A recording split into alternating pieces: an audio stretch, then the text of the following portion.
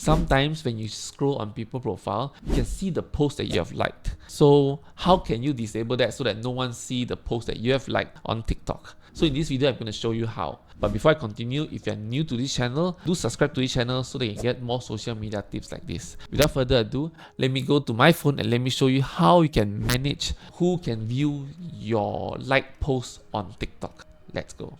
Okay, first of all, open up your TikTok app, click on your profile at the bottom. Okay, then you click on menu to the top right, the button at the top, and then you see settings and privacy, click on it, and then you select privacy. Let's find privacy here.